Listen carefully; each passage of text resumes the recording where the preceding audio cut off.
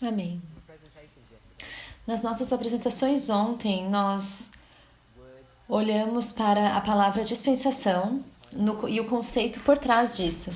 E a acusação que tem sido levantada contra esse movimento de que nós agora entramos numa doutrina de protestantismo apostatado chamada de dispensacionalismo. E nós tomamos um pouco do nosso tempo ontem falando sobre o uso da palavra dispensação, tanto na Bíblia quanto no Espírito de Profecia. Nós lemos várias citações do Espírito de Profecia e o que nós fizemos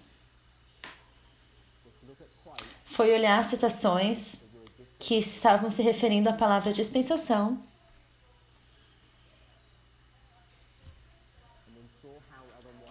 e então nós vimos como Ellen White conecta a palavra dispensação com a palavra era. Então nós olhamos para a palavra era em citações do Espírito de Profecia do livro Grande Conflito, página 343, e nós olhamos para o parágrafo 2, olhamos para o parágrafo 1 e 2. A razão por que isso se torna significativo é porque o parágrafo 2, nessa referência, fala sobre uma verdade que é mais claramente ensinada na Escritura do que aquela segundo a qual Deus, pelo seu Espírito Santo,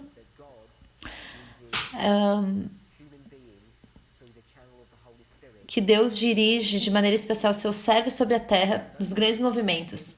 Ele vai ler a citação. Nenhuma verdade é mais claramente ensinada na Escritura do que aquela segundo a qual Deus, pelo seu Espírito Santo, dirige de maneira especial seus servos sobre a terra, nos grandes movimentos que têm por objetivo promover a obra da salvação. Ela conecta essa ideia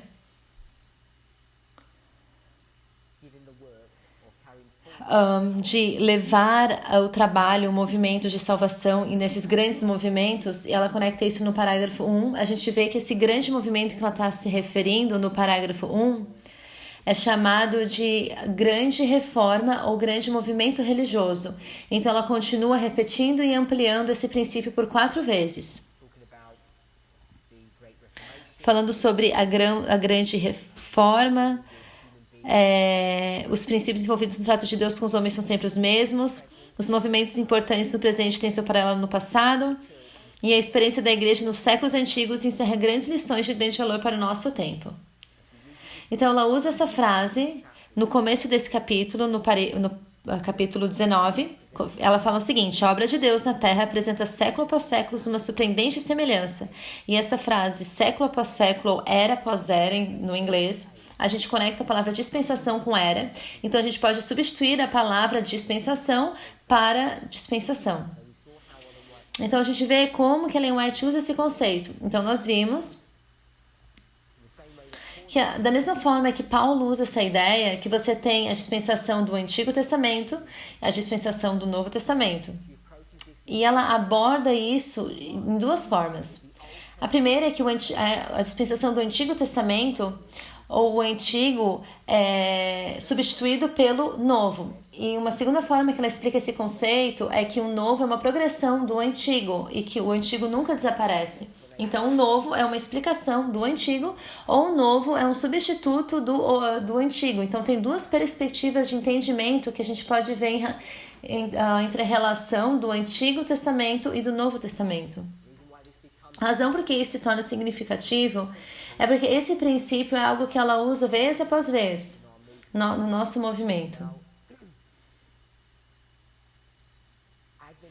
Agora, o Adventismo, em geral, entende a ideia ou conceito de progressão de forma bem razoável.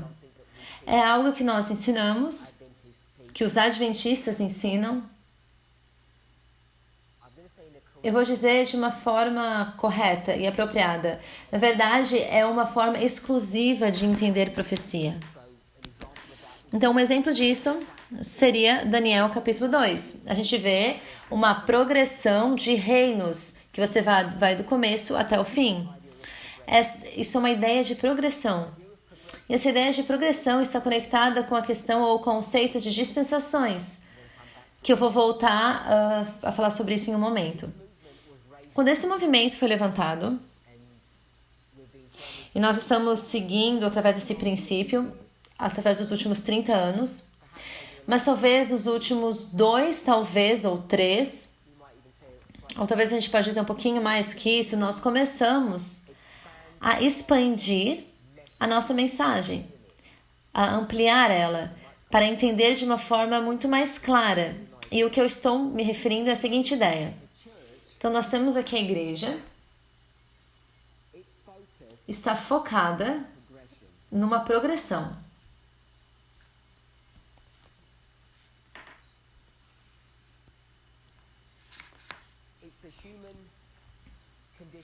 É uma condição humana, você pode dizer um pensamento humano, de que se alguém toma uma posição particular e você quer mudar, o que você vai fazer é tomar então o oposto, uma posição oposta que está se opondo a esse pensamento ou a essa ideia. Isso acontece vez após vez.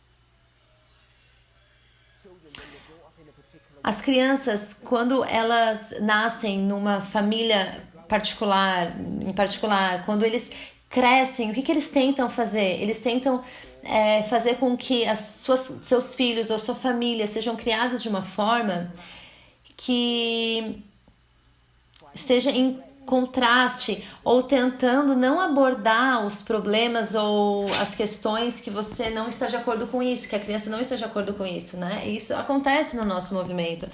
O motivo de que o Adventismo está tão focado nessa questão de progressão, para ensinar a nossa mensagem, o que a gente acaba fazendo? É tomar completamente uma posição oposta a isso. Então, este movimento está focado praticamente, exclusivamente, não apenas no princípio de progressão, mas em repetição e ampliação.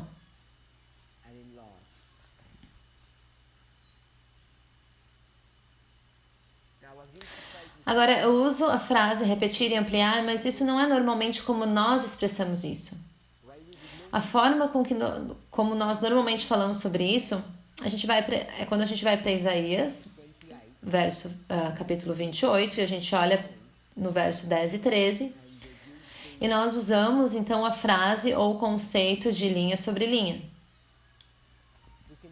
Nós podemos desenvolver essa ideia de linha sobre linha, e o que nós faríamos então é adicionar uma outra palavra para isso. E nós diríamos então que são linhas de reforma, sobre linhas de reforma. Então, se você vai para o contexto atual, original de Isaías 28, que a gente não vai fazer isso agora, eu posso te indicar um estudo que a gente fez no último sábado, alguns dias atrás.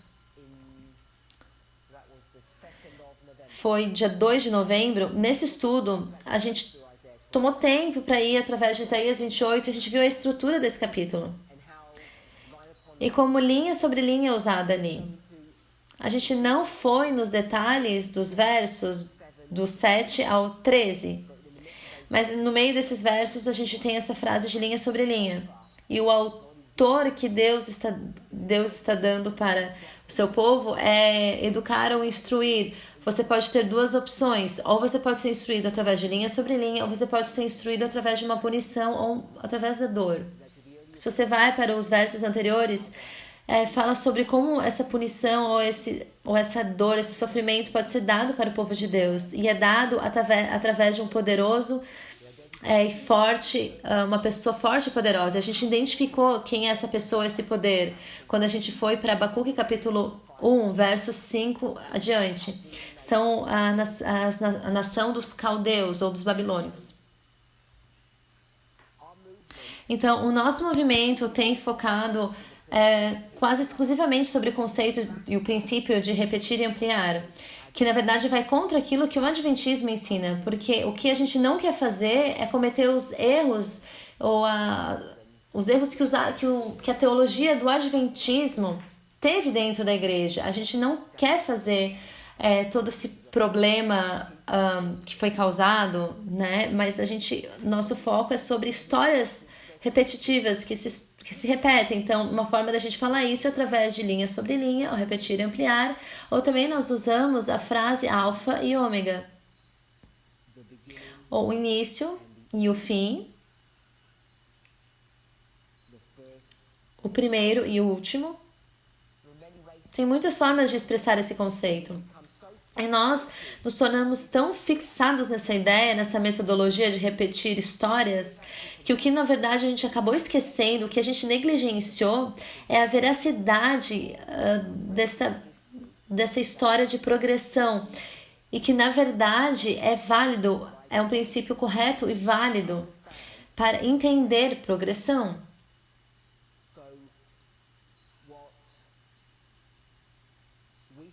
Então, o que a gente começou a fazer ou reconhecer, você pode dizer que foi isso a partir de 2014, mas nosso foco realmente foi trazido nos últimos 24 meses ou 12 meses, que nós realmente começamos a usar a progressão e repetir e ampliar ao mesmo tempo. E isso se torna um pouco difícil de lidar com esses dois conceitos ao mesmo tempo, porque muitas vezes você vai pensar sobre progressão e algumas vezes você vai pensar sobre repetir e ampliar. E você tem que fazer praticamente de uma única forma isso no estudo particular. Se você não fizer isso, você corre o risco de falhar nesse estudo que você está tentando entender. E a razão por que isso se torna problemático é porque algumas vezes Ellen White ela vai lidar com o conceito de progressão, que são citações inspiradas que a gente usa, mas o que nós não vamos fazer é usar toda essa informação através de um modo de repetir e ampliar. Então se torna difícil se você não estiver capaz de lidar com ambos. Então eu te dei um exemplo disso. Se você vai para o livro Atos dos Apóstolos, o livro que Ellen White realmente escreveu, não a Bíblia, né? Mas o livro que ela escreveu. Então se você começar na página, eu acho que 47 ou 48, eu vou te dar o capítulo, é o capítulo 5. O capítulo 5 seria os dons do Espírito. Se você for olhar para esse capítulo, começa no Atos dos Apóstolos, página 47. Se você for mais ou menos na página 55, Ellen White ela vai discutir, e o título está ali, os dons do Espírito. E ela vai discutir o trabalho do Espírito Santo através de um modelo de agricultura. E por ela fazer isso, a gente usa então essa metodologia que ela usa e a gente pega os escritos dela para entender o que vai acontecer no fim do tempo. Então, o que ela vai fazer?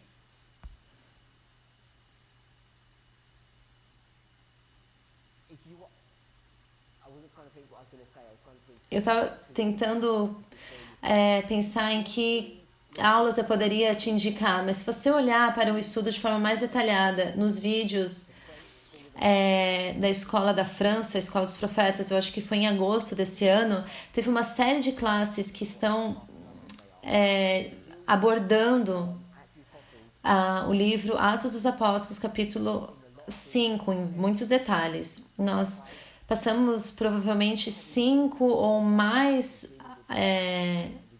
aulas lidando com esse assunto em muitos detalhes. Eu creio que foi no mês de agosto. Esse estudo particular aconteceu no mês de agosto. Então, o que eu quero que você pegue aqui é que se você for ler essas páginas, você vai perceber que o que Ellen White está fazendo, ela vai nos levar através de uma história de progressão. E essa história de progressão é a história do cristianismo.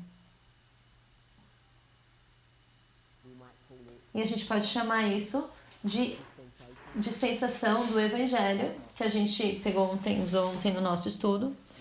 Ou a gente pode chamar de dispensação da graça. Pode ser entendido de diversas formas. E o que ela vai fazer então é te levar através de uma história de progressão. E vai começar no tempo que os discípulos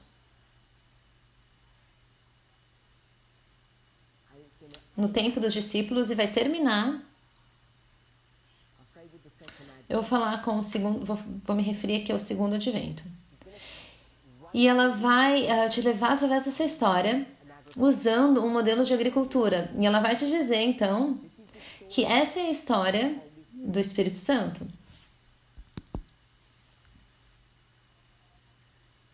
E eu tenho certeza que vocês estão familiarizados com os estudos que foram dados através dos dons do Espírito. Muitas vezes frequentemente a gente vai para o livro de João, capítulo 16, que fala sobre o trabalho do Espírito Santo.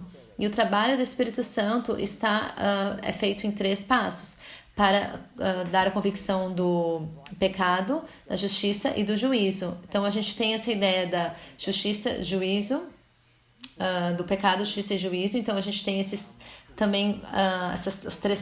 3 passos, os 3 anjos, o evangelho eterno, e a gente pode ir para o livro de Atos, no capítulo 24, e a gente pode atar isso com Apocalipse 14. Eu espero que você já tenha visto estudo sobre isso, que você pode unir João 16, Atos 24, Apocalipse 14, todos juntos. É tudo falando sobre o trabalho do Espírito Santo, em 3 passos: pecado, justiça e juízo. O Espírito Santo vai ser derramado para o povo de Deus.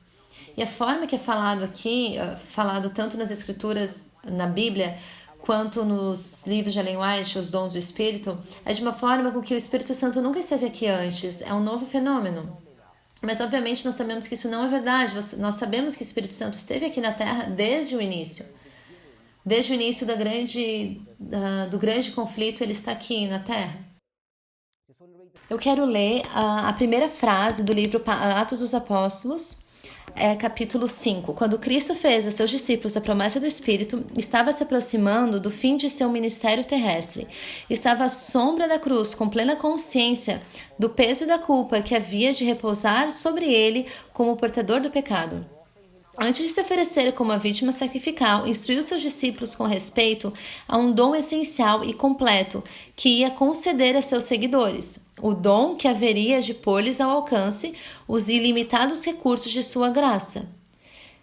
Eu rogarei ao Pai, e Ele vos dará o outro Consolador, para que fique convosco para sempre, o Espírito de verdade, que o mundo não pode receber, porque não o vê nem o conhece. Ela está citando João 14, versos 16 e 17. O Salvador estava apontando para o futuro, ao tempo em que o Espírito Santo deveria vir para fazer uma poderosa obra como seu representante.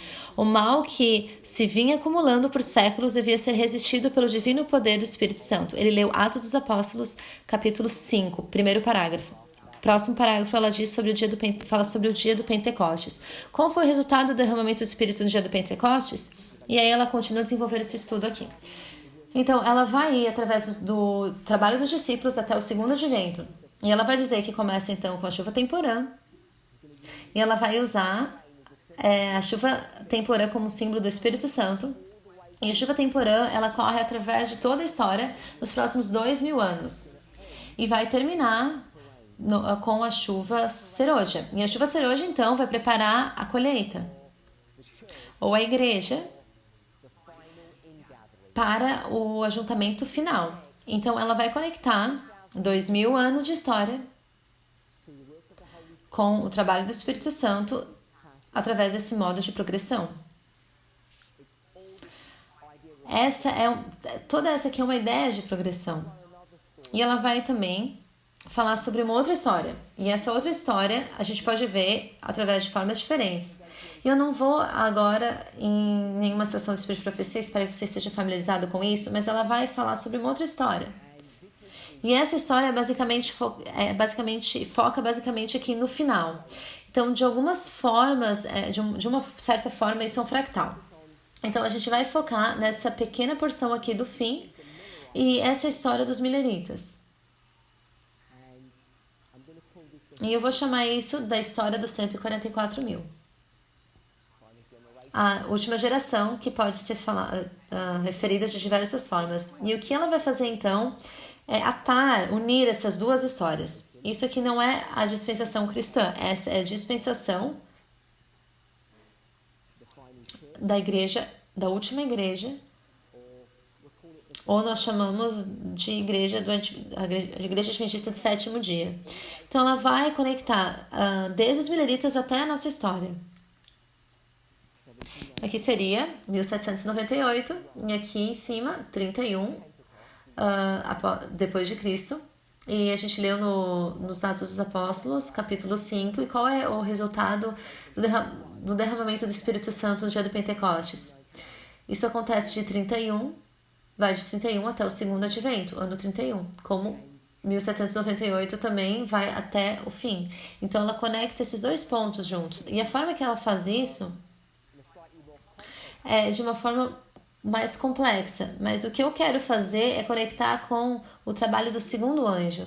Então ela diria que a mensagem do segundo anjo começa aqui e vai estar completa aqui. Então começa e termina aqui. E a razão pela qual nós usamos o segundo anjo para fazer esse trabalho de conexão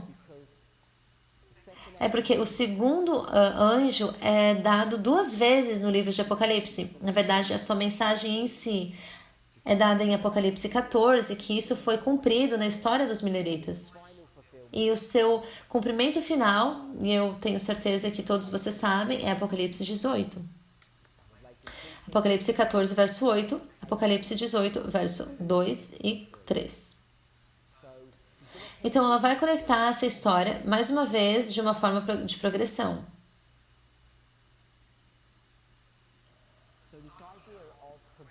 Então, essa ideia de progressão é essencialmente essencial para o nosso entendimento de profecia bíblica. Se você não entender o conceito de progressão, você não vai entender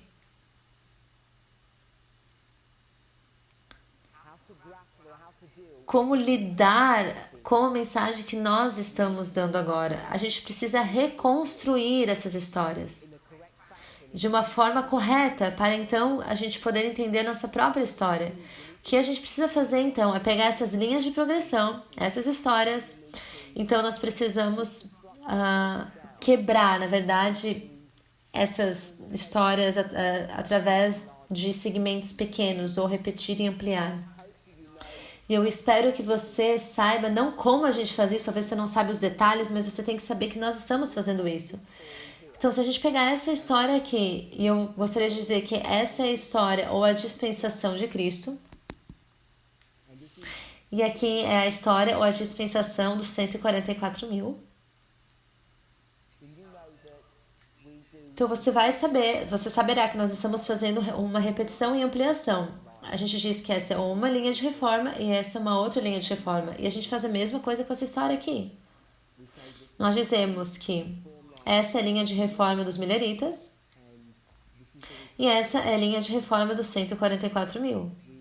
E nós ignoramos o que acontece entre os dois, e a gente também ignora o que acontece entre essas duas histórias. E nós fazemos esse conceito de repetir e ampliar.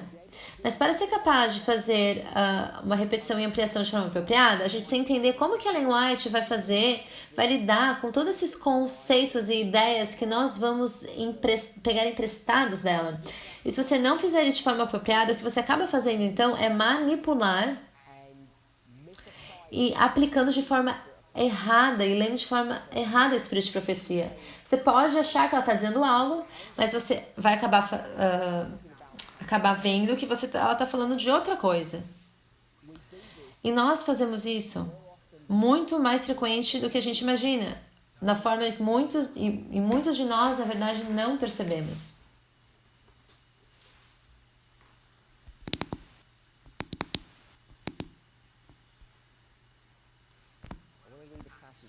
Eu quero ler uma passagem agora para você.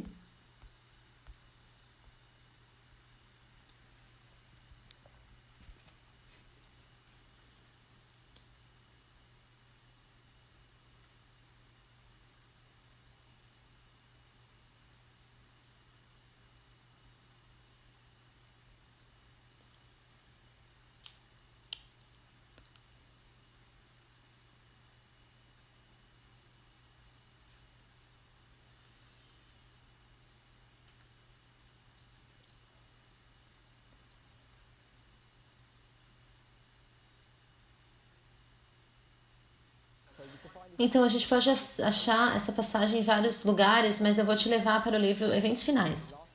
Eventos Finais, página 227, parágrafo 3.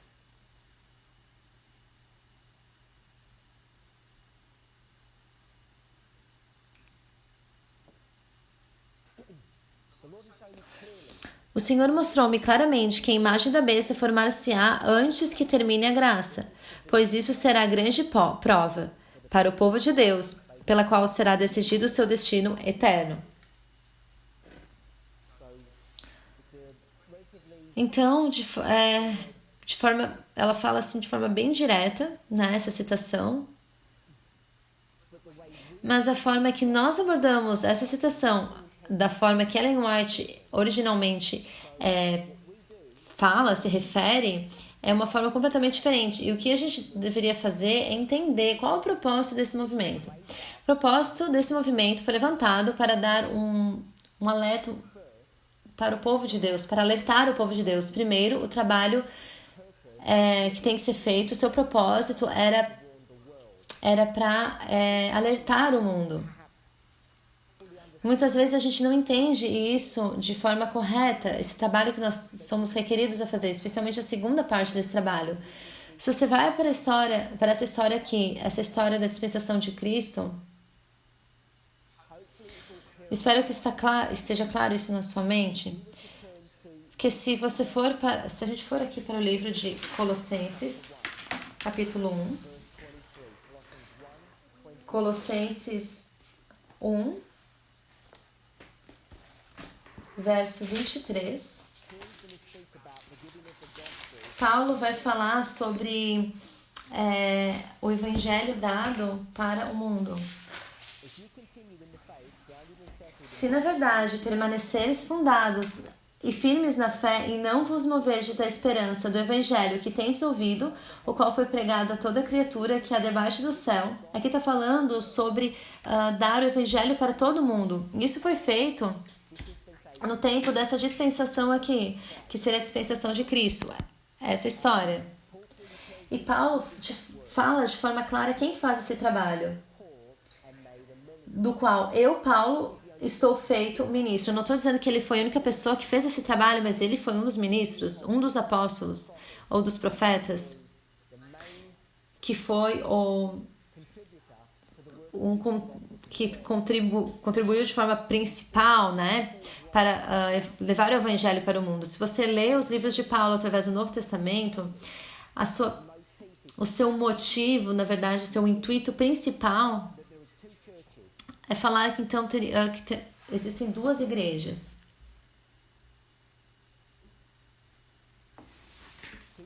Dois grupos de pessoas. E o que eu quero fazer é chamar isso de a Igreja de Laodiceia. E eu vou chamar essa aqui de Igreja de Éfeso. Paulo é um membro da Igreja de Éfeso.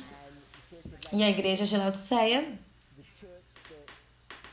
é a igreja que está sendo está sendo dirigida pelo Sinédrio, por Caifás.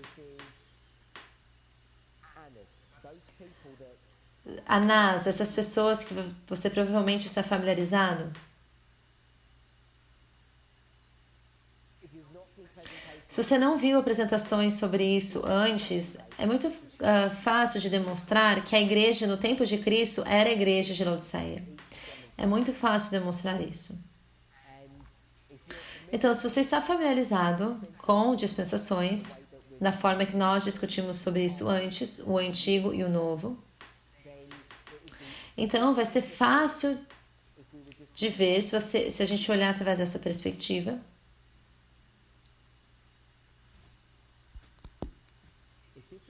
Se aqui foi um ponto de divisão entre duas dispensações, aqui seria o Novo Testamento e aqui seria o Antigo Testamento. Então, você pode ver que nós estamos usando essa palavra testamento e nós estamos criando um quiasmo entre elas. Esse vai ser chamado de Israel espiritual e esse vai ser chamado de Israel também, mas vai ser chamado do quê? Israel literal ou natural, que vai do literal ao espiritual.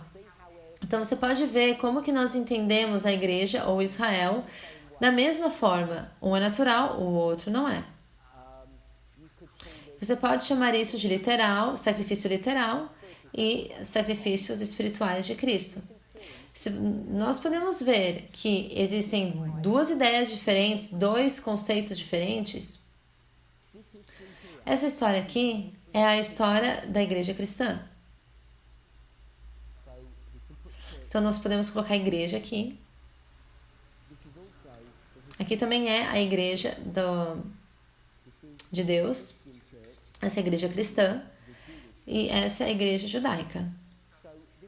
Então essa igreja cristã, nós entendemos isso em quantas dispensações, quantos passos. Nós somos para Apocalipse capítulo 2 e capítulo 3. Nós sabemos que número que é esse. Começa com Éfeso, Esmirna e continua até Laodiceia. Então nós temos 7 igrejas. Claro que não são 7 igrejas, né? São 7 experiências, 7 igrejas, 7 dispensações. Se nós temos 7 desse lado, o que nós teríamos que ter desse lado? A gente teria que ter 7 também.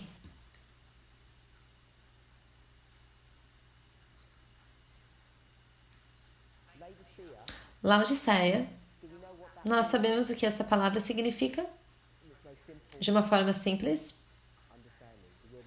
O que a palavra Laodiceia significa? Significa juízo. A gente pode ser entendida de diversas formas, mas é uma igreja que traz juízo para o povo, que vem de um juízo de Deus. É uma igreja de juízo. O que era a igreja aqui no tempo de Cristo? A igreja judaica. O que trouxe julgamento, juízo? Você pode ir para o Daniel capítulo 9, você pode ver isso. Porque em Daniel capítulo 9, o que acontece quando Cristo vem e diz que ele vai fazer o quê? Colocar um fim ao pecado. Você pode colocar um fim ao pecado de duas formas. Uma das formas você pode parar de pecar. E a outra forma é como que você vai colocar um fim para o pecado. Você destrói ou você para de olhar. Mas não mais, para ele não mais olhar para você. Eu não sei o que você está fazendo mais, então eu não sei se você está pecando mais. Mas o pecado, ele acaba. E a forma que acaba é que você para de olhar para ele, você coloca para o lado, para ele não te destruir. Então, essa é a igreja de Laodiceia. Existem outras formas de ver isso. A igreja de Laodiceia tem 3 características: pobre, cego e nu. E você pode pegar esses 3 conceitos de pobreza, cegueira e nudez, e você pode ver que tem todas as características da igreja do tempo de Cristo. Você vai para Mateus capítulo 5, versos 2 e 3. Você pode ir para Mateus capítulo 15, verso 14. Ou você pode ir para Mateus capítulo 23. Eu acho que é no verso 37 ou verso 38. Acho que é um desses versos. E você pode mostrar todas as características da Laodiceia.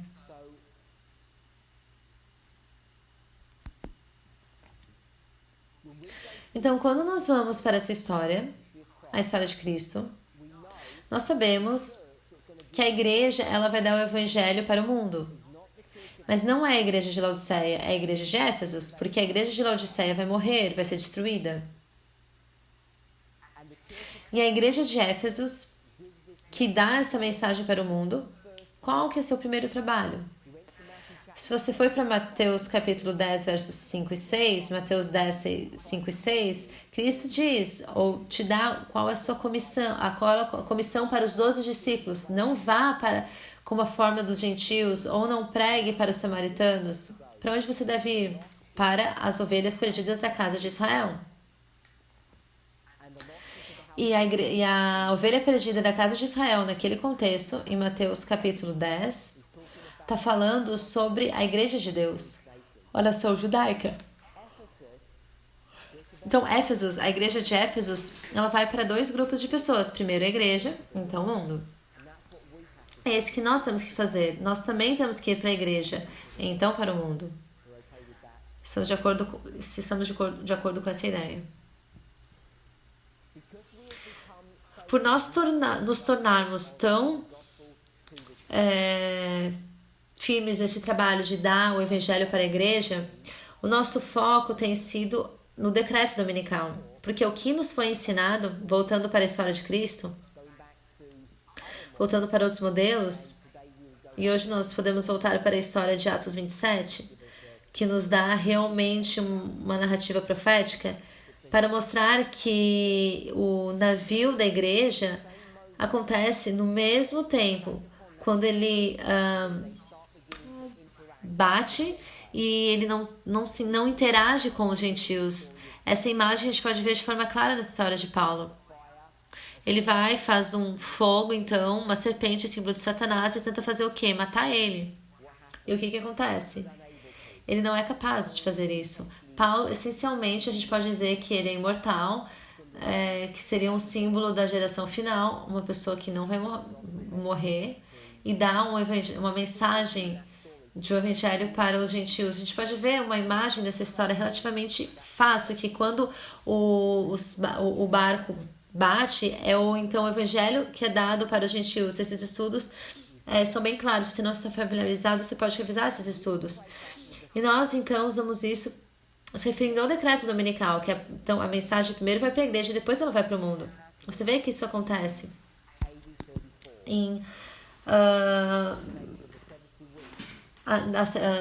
no ano 34, que é a combinação das 70 semanas, e Ellen White fala que é o fim dos 490 anos, ou as 70 semanas,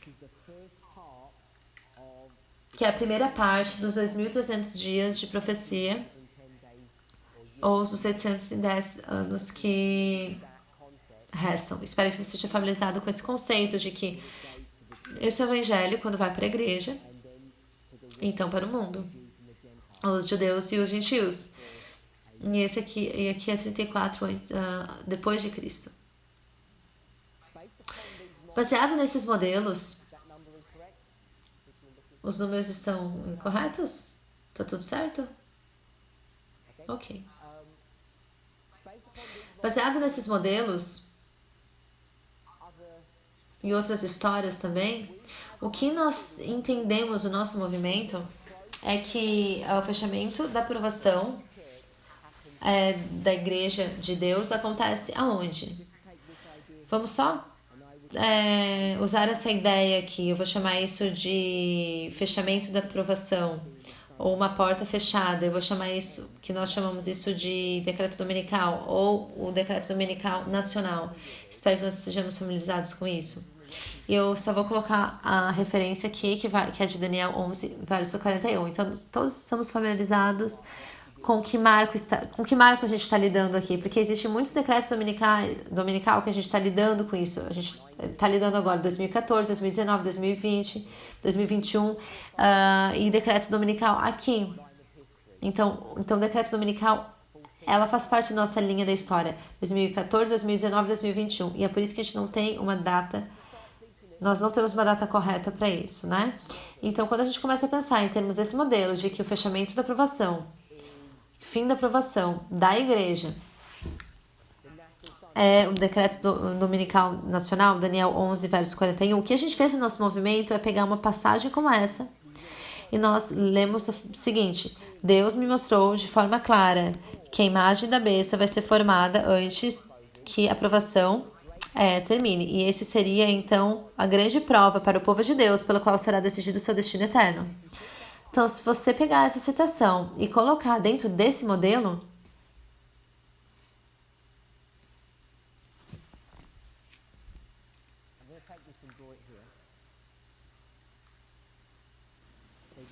eu vou desenhar isso aqui. Então, esse aqui é o decreto dominical, fechamento da porta da graça, fechamento da aprovação. O Senhor mostrou claramente que a imagem da besta formasse antes que termine a graça, pois isso seria a grande prova para o povo de Deus. Isso aqui está falando sobre o povo de Deus. E esse movimento, Éfeso, está lidando com que grupo de pessoas? A igreja? Laodiceia. Nós temos uma mensagem para Laodiceia. que é o povo de Deus. Então é muito fácil cair e errar e dizer então que se a gente tem esse modelo aqui, então nós sabemos que o fechamento da aprovação para o povo de Deus é o decreto dominical. E o que ela está falando aqui é que a imagem da besta é o grande teste antes do fechamento da porta da graça. Então, se aqui a gente tem o decreto dominical, Daniel 11:41, qual que é o grande teste para o povo de Deus? Imagem da besta. Ela diz claramente. Quando que acontece isso? Acontece antes. Então nós temos a imagem da besta aqui agora. E à medida que a gente faz isso, então a gente começa a entrar em problemas. Porque o que nós vamos acabar fazendo é usar então esse modelo, pegar esse modelo que a Ellen White não está falando sobre ele, porque ela não está fazendo isso de forma alguma. Nós criamos isso. E nós criamos isso por pegar uma citação inspirada e usando em que tipo de modelo? Este ou esse? Que tipo de modelo ela está usando aqui? Você pode chutar? Porque nós estamos fixados nesse aqui. Então ela está usando o modelo de progressão.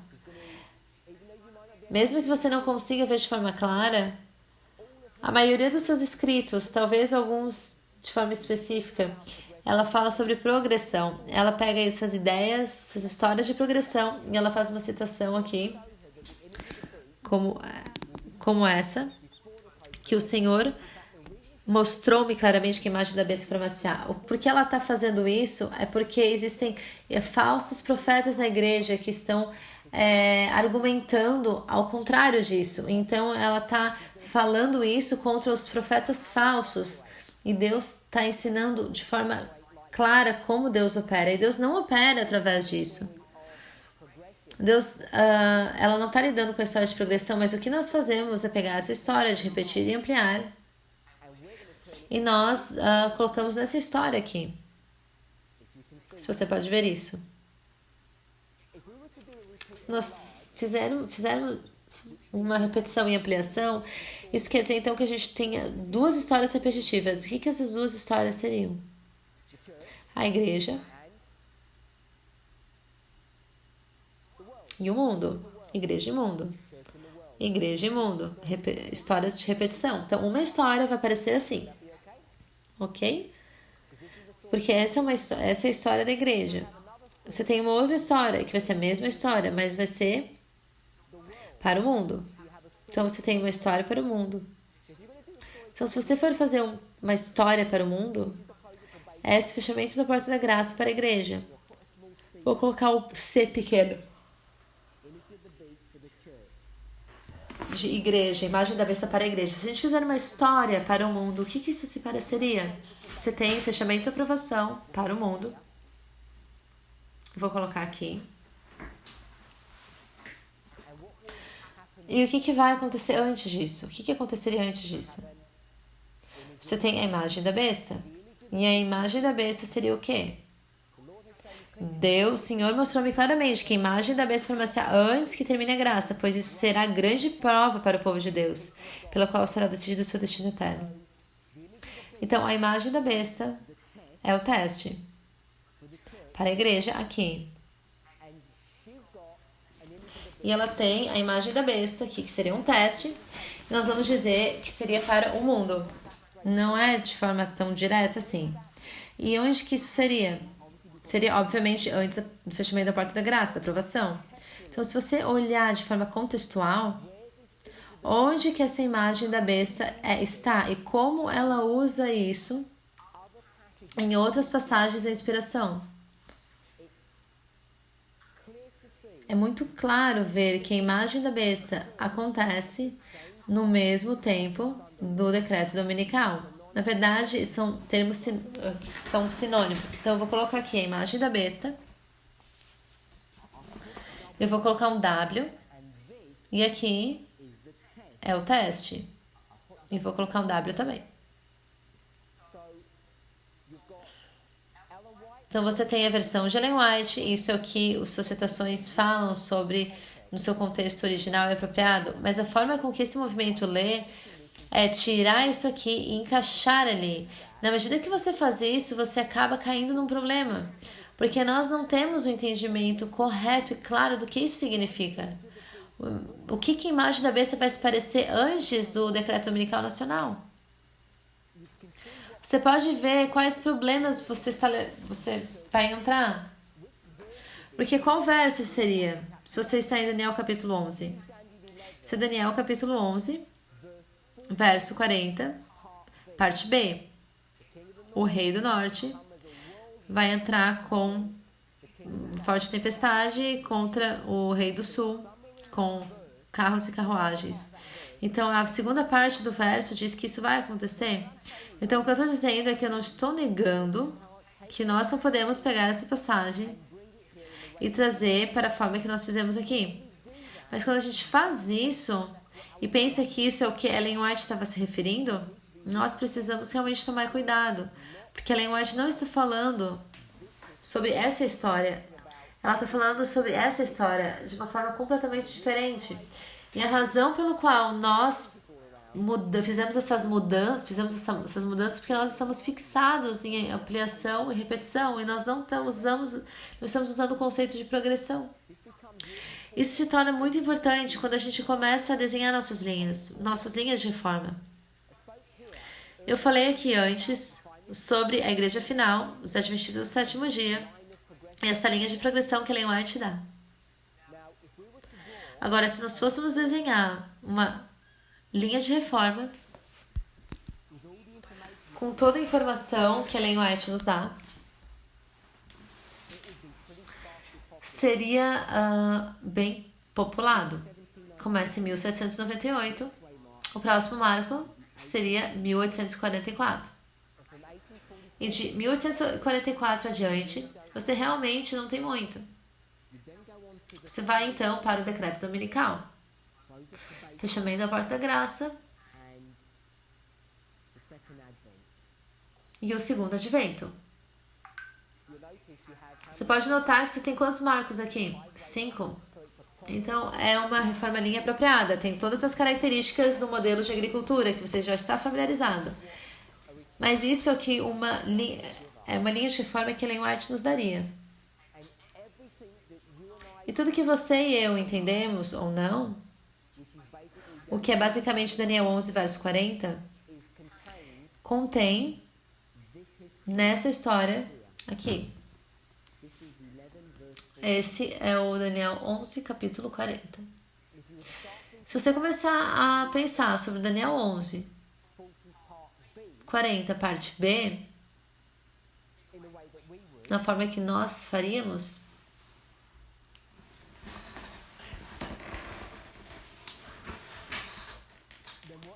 então o que você começa a fazer? É abrir a possibilidade de pegar essa linha e trazer e adicionar informação extra para isso. E essencialmente o que esse movimento tem feito.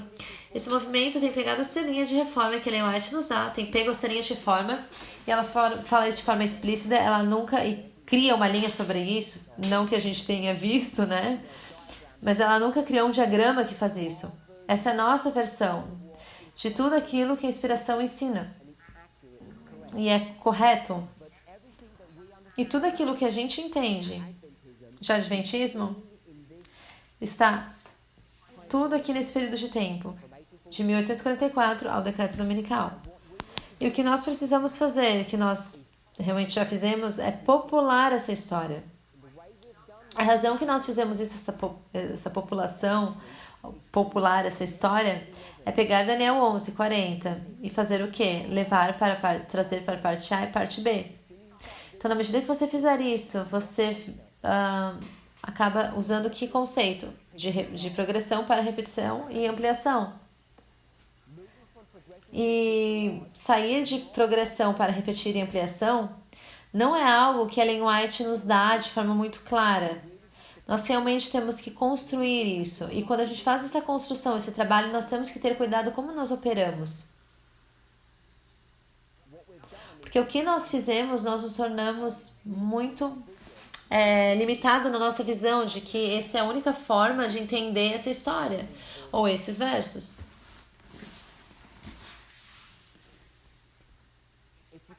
Se você prestar atenção no devocional que nós tivemos ontem de manhã, parece muito tempo atrás, nós fomos ensinados que nós podemos ter diferentes fins, se eu posso falar dessa forma. Você tem um começo, mas dependendo do caminho que você segue, isso aqui é uma linha única, mas a gente pode ver que a gente pode ter diferentes direções, dependendo da posição que você se tomar. Você pode ter diferentes fins. Espero que você esteja familiarizado com isso. Eu expliquei isso de uma forma diferente. Eu vou explicar isso de uma forma diferente. Tem citações fortes de Ellen White que falam sobre a realidade ou o fato de que Cristo queria voltar antes do que quando ele vai querer do que onde ele vai voltar. Ele já queria ter voltado antes. Na verdade, ele já queria ter voltado na história dos mileritas. É uma evidência clara para nos mostrar isso. E quando isso não acontece de forma muito boa, então a gente teria que voltar para a história de 1888, esse movimento de Jones e Wagner. Isso não também deu muito certo. Então, a nossa última esperança é que ele vai voltar na nossa geração. E eu espero que nós teremos essa crença e acreditar que isso vai acontecer. Nós temos todas essas histórias, todas essas linhas de progressão, repetição e ampliação para nos indicar que ele vai voltar na nossa história. Mas ele quer voltar, ele gostaria de ter voltado na história milerita. Então, se você consegue ver isso, que realmente ele gostaria de ter feito isso, algumas pessoas do nosso movimento que não acreditam nisso, que ele teria voltado, na verdade, de forma genuína nessa história. Mas se ele fosse fazer isso, quando você vai para Daniel capítulo 11, verso 40, será que você poderia fazer uma repetição e ampliação? Você poderia tirar a parte 40A e 40B? É impossível fazer isso. A resposta é não. O que você não pode fazer numa geração é ter 2 tempos do fim. Espero que você consiga pensar isso na sua mente. De que é errado você dizer que você é uma pessoa, eu vou parar minha jornada aqui que é o tempo do fim. E o tempo do fim não é o fim de alguma coisa, na verdade é o começo. Algumas vezes a gente pode colocar isso dessa forma, que é o fim de algo, o fim de uma profecia. Então, na verdade, o fim do tempo é o começo de um período. Se você não está familiarizado com isso, você pode voltar para a escola dos profetas de França. E, novamente, a gente foi em vários conceitos e detalhes de forma profunda para mostrar por que isso acontece, por que é importante vermos assim. Então, o tempo do fim é o início de uma jornada. Então, se você vai começar essa jornada, você pode começar essa jornada 2 vezes? Não, você não pode. Se eu começar a minha jornada aqui e começar a caminhar com você, será que eu posso dizer, não, eu vou começar a minha jornada de novo agora? Não, você não pode fazer isso. Você pode ter apenas um começo. Se eu começar a minha jornada aqui e eu morro, então os meus filhos nasceram e eles vieram e começaram essa jornada da onde eu parei. Então você pode ter múltiplos inícios se você tem múltiplas gerações. O que é mais o que a gente ensina no nosso movimento. Nós ensinamos porque nós temos múltiplas gerações. Os mileritas foram os primeiros e nós somos a última geração, primeiro e último. Se eu puder chamar assim, o início e o fim. Ou 2 gerações. A gente pode ter 2 tempos do fim. Na verdade, você tem que ter 2 tempos do fim. Porque como os mileritas começaram a sua jornada, o que nós somos requeridos a fazer? A começar a nossa jornada. Nós não começamos onde eles deixaram. Ou a gente parou onde eles deixaram. Sim, porque é uma linha de progressão. Tá bem aqui. Quando eles terminam, o que a gente faz? A gente começa. Nós estamos dentro de uma repetição e ampliação. Nós temos que começar com aquilo que foi deixado para trás. Se nós não fizermos isso, o que nós vamos acabar fazendo? Com o papado em 1798 nós não somos. Nós estamos lidando com que poder? Os Estados Unidos? Nós não estamos lidando com a Europa. Se você começarmos a dizer então, começar através onde nossos pais começaram, a gente teria que voltar, caminhar e cumprir a história. E se você provavelmente fizer isso, você não chegará à nossa história, porque provavelmente você estará morto. Então, a mesma coisa, o papado ele vai continuar morrendo na Europa e nunca vai chegar ao fim. Então, nós temos que começar a nossa jornada onde eles deixaram. É necessário progressão. Mas, se você vai continuar progredindo dessa forma, onde que você vai terminar indo? Você não tem nenhum lugar, nenhum mapa para ir. Esse que é o problema. Você não tem nenhum mapa quando você faz uma linha de progressão. É repetir e ampliar que te dá o fim da sua jornada.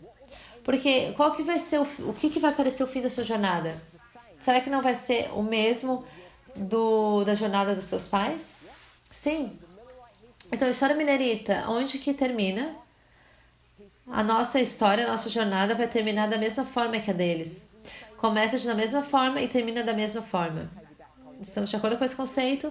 É isso que nossas linhas de reforma são. Isso que é linha sobre linha. Então, nós temos a linha de Cristo, a linha de Moisés, Cristo, os mileritas. O que nós fazemos então? Nós fazemos isso ao testemunharmos que a realidade de que um início e um fim são os mesmos nessas 4 histórias. Então nós terminamos da mesma forma que os mileritas terminaram, Cristo e Moisés. É assim que as linhas de reforma funcionam. Se não fosse assim, a gente não ia saber como se parece o nosso fim. Então, nós temos que entender progressão, repetir e ampliar dessas 2 formas. Então, se os mileritas têm que ser a última geração, nós temos apenas 3 aqui. A última nem vai existir. Verso 40. Vai ser em quantas partes? Não será apenas em uma? Você tem apenas um tempo do fim. Por você ter apenas um tempo do fim, tudo isso vai parecer igual, mesma estrutura. Mas os marcos serão diferentes. Terão datas diferentes. Diferentes sentimentos. Eu acho que nós estamos desconfortáveis com essa ideia de que você pode ter narrativas diferentes, diferentes histórias que terminam de forma diferente.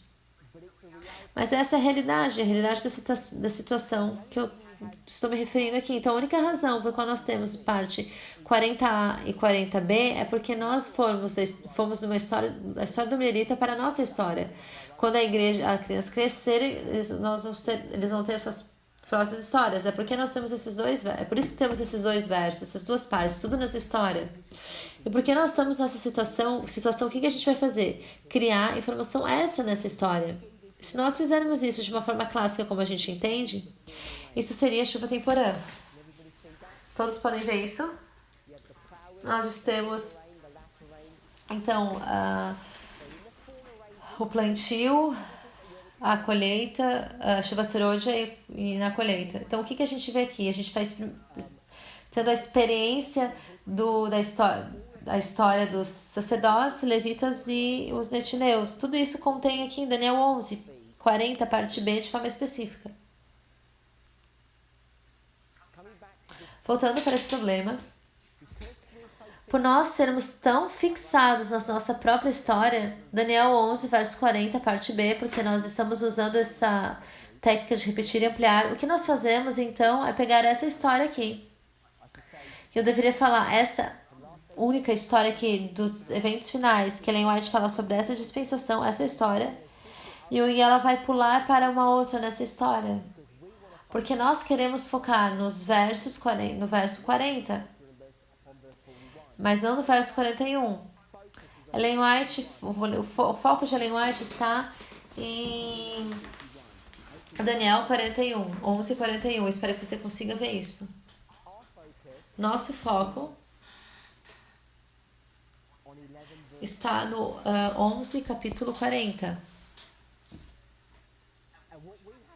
O que nós temos que descobrir, então, é o que essa imagem da besta é.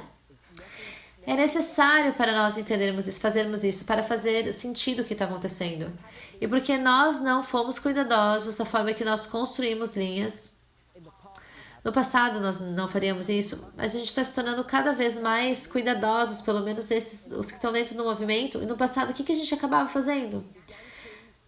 Nós começamos a criar uma história ou uma imagem daquilo que a gente pensava ser a imagem da besta. Imagem da besta é uma cópia da besta.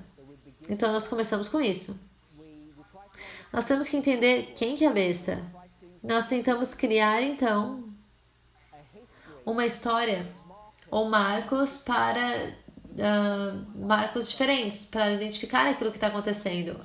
Mas o que a gente acabava fazendo quando a gente falava sobre a imagem da besta é que a gente olhava através dessa perspectiva.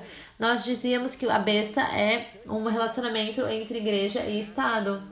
É como se fosse um relacionamento entre homem e mulher, que parece o quê? Um casamento. Então, em 2015, quando nós vimos eventos acontecendo nos Estados Unidos, que estava lidando com o casamento, o que esse movimento fez é que a gente chegou num momento em 2015 onde esse evento foi cumprido. A imagem da besta que Noé está se referindo aqui se cumpriu em 2015 e, portanto, nós sabíamos que Daniel 11:41 era iminente. E o problema de tudo isso, esses processos, é porque está tudo errado. Está muito claro ver que está tudo errado.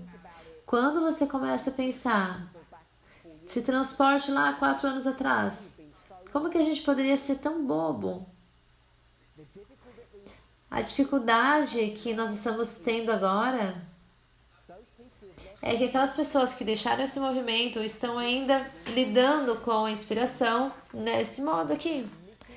Essa forma manipulativa, onde você pega citações de espírito de profecia, tirar elas dentro do seu contexto e tentar forçá-la para caber dentro de uma história de uma forma que ela não foi designada a caber.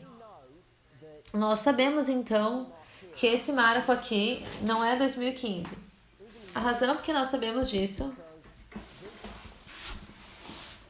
é porque essa questão de casamento que começou em 2015 nos Estados Unidos é quando leis foram passadas para permitir que existam casamentos com o mesmo sexo, onde duas pessoas do mesmo gênero, se eles quiserem se casar, eles têm os mesmos direitos legais como heterossexuais. Nós vimos isso como uma aberração do casamento. E nós vimos como um sinal da imagem da besta, ou o teste da imagem da besta. E o que nós precisamos fazer para passar esse teste é apontar para as pessoas e dizer, olha o que está acontecendo. E se nós fizemos isso, que nós acreditamos que nós fizemos, então a gente passou pelo teste da imagem da besta, nós estamos prontos, esperando então para o decreto dominical. Foi há 12 meses atrás que foi provado para nós, de que nós estávamos errados, de forma inacreditável. E eu digo isso que foi há 12 meses atrás, porque nós tivemos, na verdade, todas as dicas antes de 2015, todas as informações para saber que essa ideia já era errada, mas nós ainda nos apegávamos a conceitos errados, que nós ainda não conseguimos nos libertar dessas bagagens.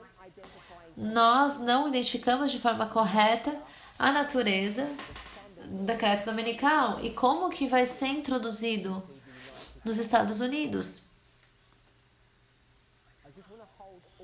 Eu só quero amarrar, então, esses pensamentos e terminar com este seguinte. Desde que a Tess leu no fim da sua última apresentação, ela leu uma citação do Grande Conflito, que fala sobre a história da lei dominical.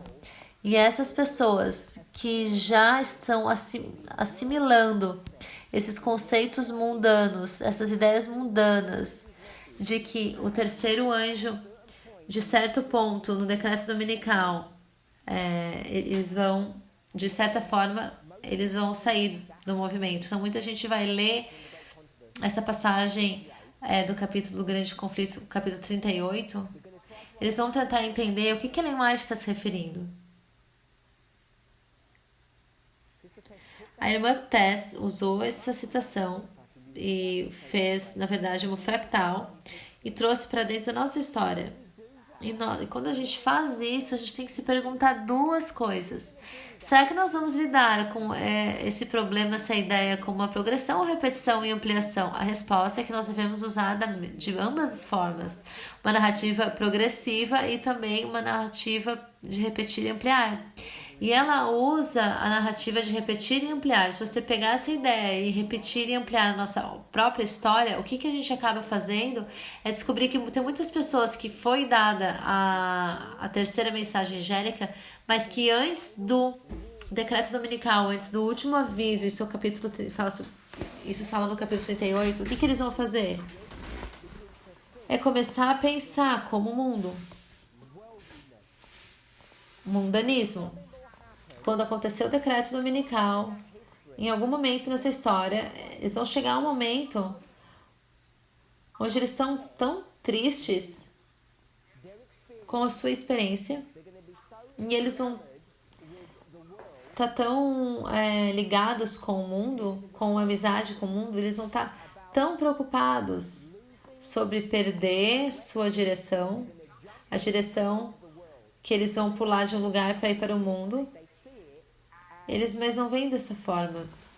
Eles veem como se eles estivessem fazendo a coisa correta para voltar para o mundo, como se fosse para um mundo seria algo bom como um decreto dominical. Então, para o Adventismo, isso parece algo bem doido, mas eu acho que cada um de vocês, depois desses estudos, vão pensar o seguinte, de que aqui está falando sobre esses adventistas liberais, como você define liberal no seu estilo de vida, eles são tão mundanos.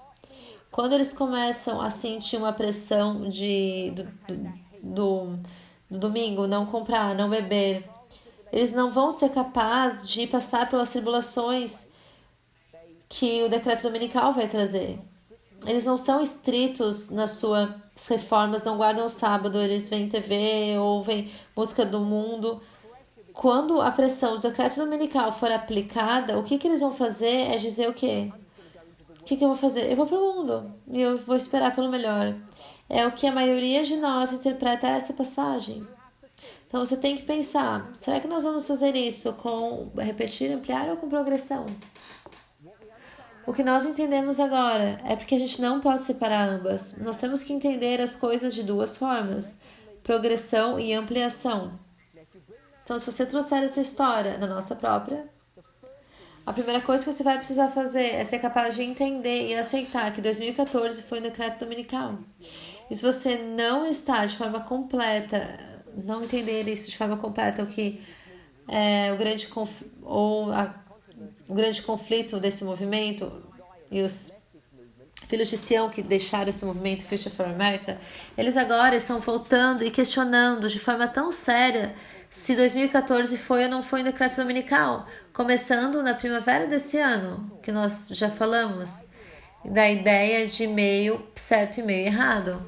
Eles estão de acordo em aceitar, uns meses atrás, que teve um decreto dominical, meio certo, mas então que eles teriam que entender que isso foi um decreto dominical de Daniel 11:41.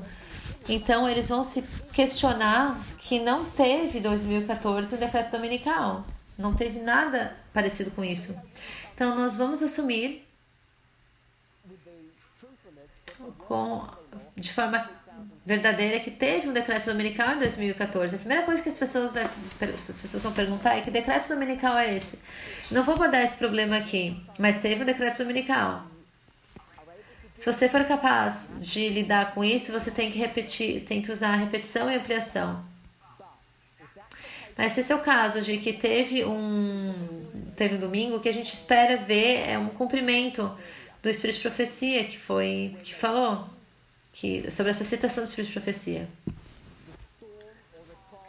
Quando a gente vê a tempestade ou a dificuldade vir, eles vão pular e ir para o mundo, o que não é um grande problema, porque eles já assimilaram o conceito mundano, a ideia mundana.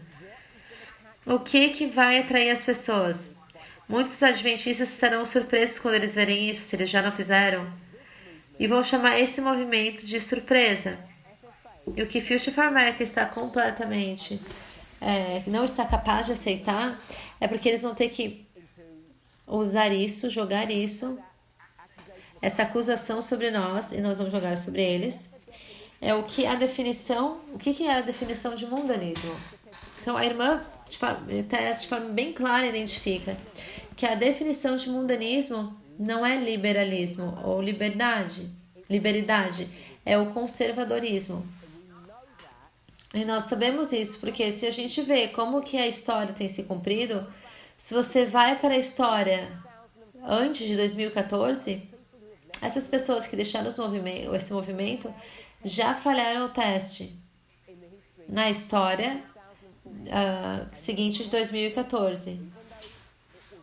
Mesmo que não tenha sido expressado de forma clara, mas teve que foi um movimento conservador da direita, evangélico, uma mente evangélica conservador da direita. Isso é a definição que o mundanismo quer dizer hoje, né? Então eles são são similares a essa ideia de um cristianismo da direita conservador. Então nós estamos identificando isso como um símbolo. Eles vão assistir Fox News, vou falar isso de forma simples. Então Fox News se torna um símbolo de um tipo de informação ou uma fonte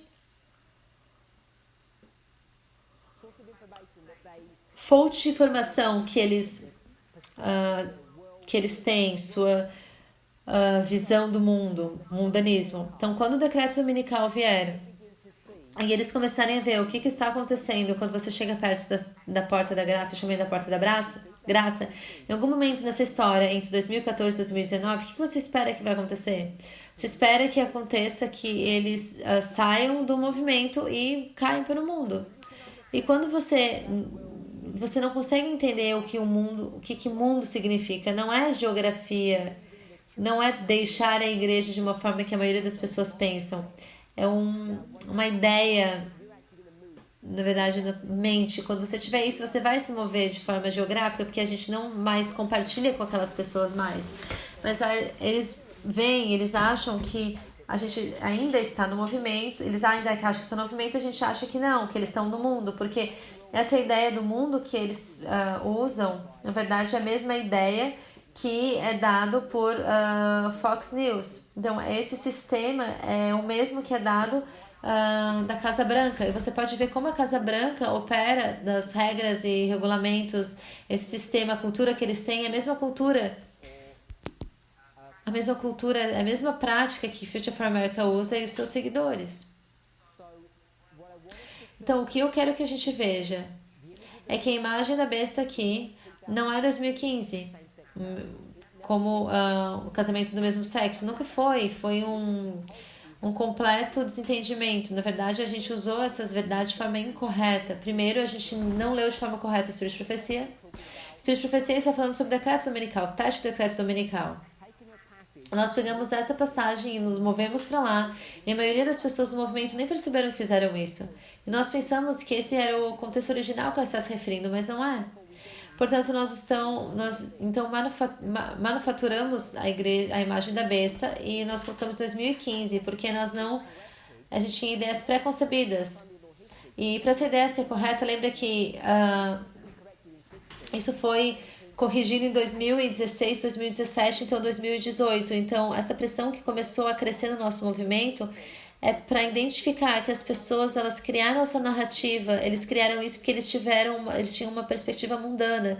Essa perspectiva mundana, sem a gente perceber, se as pessoas perceberem, foi cultivado, foi desenvolvido antes de 2014, no decreto dominical. E então, o alto clamor, o clamor da meia-noite, e no momento eles vão deixar o movimento. Quando eu digo que eles não foram as únicas pessoas que saíram, já teve pessoas que saíram antes, mas a separação final vai acontecer no clamor da meia-noite, quando Future for America se separa do movimento e vão para o mundo.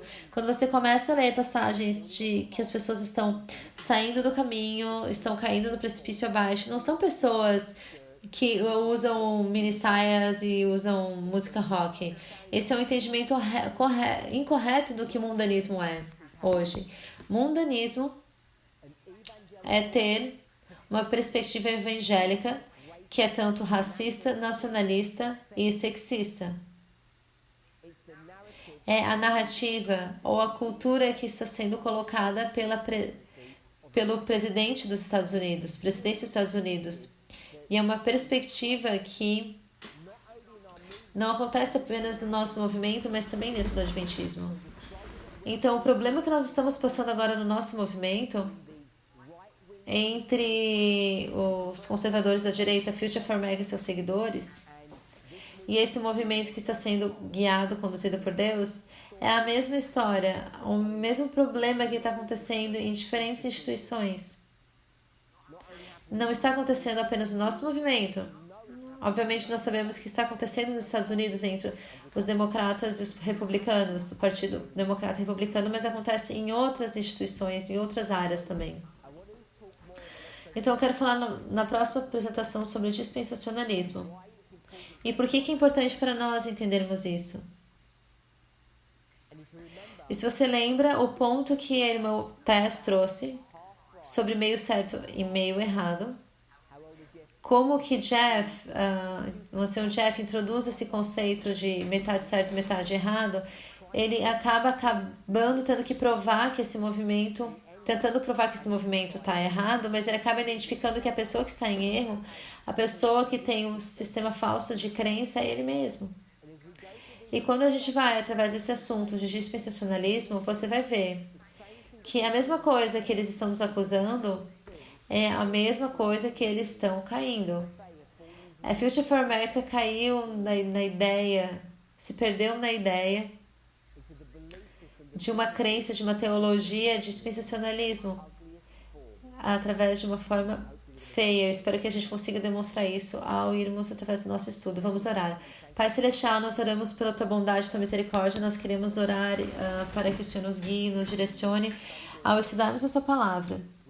Nós vemos, Senhor, que tem coisas que nós não entendemos, coisas que não foi clara para a gente, coisas que foram ensinadas para nós de forma incorreta. Nós oramos para que o Senhor nos guie e nos direcione ao nós nos agarrarmos na ideia de progressão e a questão de repetir e ampliar.